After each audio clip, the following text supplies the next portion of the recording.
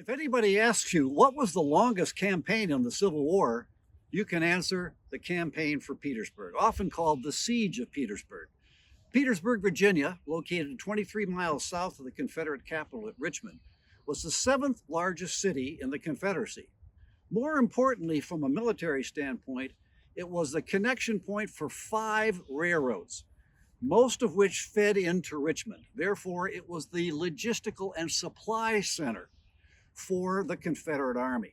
General Grant wanted to destroy Lee's army, and by doing so, capture Petersburg and capture the Confederate capital at Richmond.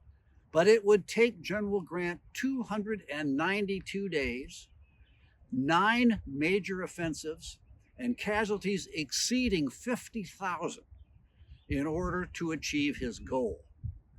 Oftentimes, the operations around Petersburg are called a siege, and that's okay if people want to use that term.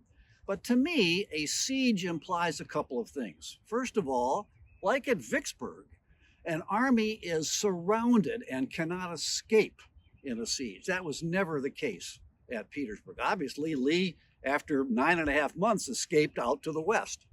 The second definition of a siege for me is formal operations, digging approach trenches and saps and getting close up to the enemy line, just like at Vicksburg or at Port Hudson. That never happened at Petersburg. It should be understood more as a series of separate military actions designed to either break through Petersburg or to extend Lee's line to the point where it was broken.